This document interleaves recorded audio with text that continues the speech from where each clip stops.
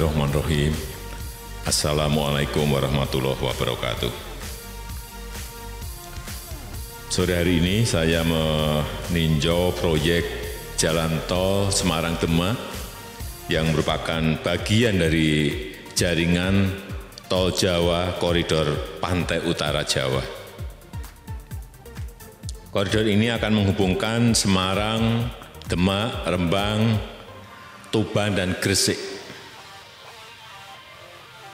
Dan yang untuk ruas Gresik Surabaya telah terhubung jalan tol dan telah dioperasikan. Panjangnya, khusus yang ini, panjangnya 26,7 km, seksi 1 yaitu Kaligawe Sayung sepanjang 10,39 km, dan seksi 2 Sayung Demak sepanjang 16,31 km. Yang tadi seksi satunya dukungan dari pemerintah dan seksi yang kedua skema KPBU.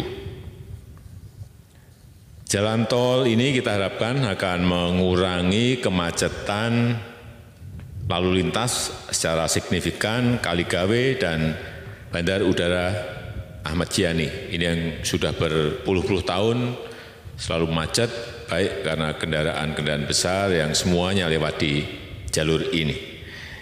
Keistimewaan jalan tol ini adalah multifungsi.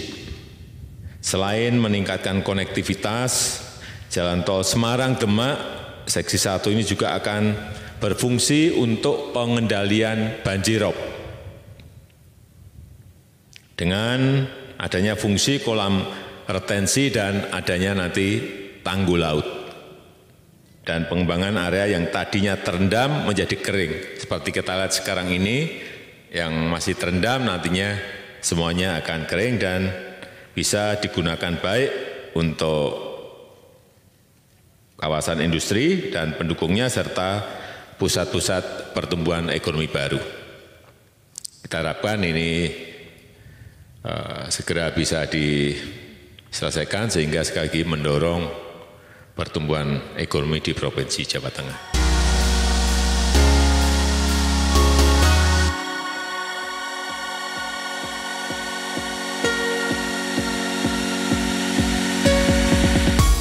Didampingi Gubernur Jawa Tengah Ganjar Pranowo dan Menteri Basuki Hadi Mulyono, Presiden Joko Widodo meninjau pembangunan jalan tol ruas Semarang-Demak yang berlokasi di wilayah Sidogema, Kecamatan Sayung, Kabupaten Demak. Pembangunan jalan tol bertujuan mendukung pertumbuhan ekonomi dan daya saing bangsa sebagai upaya meminimalisir dampak negatif terhadap lingkungan dari pembangunan tol Semarang-Demak. PUPR bekerjasama dengan pemerintah daerah menyiapkan program relokasi lahan mangrove di sekitar pembangunan seksi 1 tol Semarang-Demak, ruas Semarang-Sayung.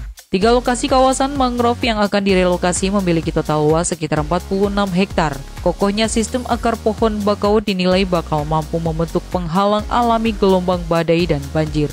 Sedimen sungai dan darat terperangkap oleh akar yang melindungi daerah garis pantai sehingga memperlambat erosi. Upaya pelestarian kawasan mangrove di samping berperan sebagai paru-paru kota, juga untuk mempertahankan fungsi hutan mangrove sebagai habitat flora dan fauna di pesisir pantai utara Jawa, serta melindungi daerah garis pantai termasuk mengurangi resiko abrasi. Tol Semarang-Demak sepanjang 27 km ini dibangun dengan menggunakan skema kerjasama badan usaha dengan pemerintah KPBU dan akan terintegrasi dengan tanggul laut Kota Semarang yang berfungsi untuk menanggulangi rob di Semarang.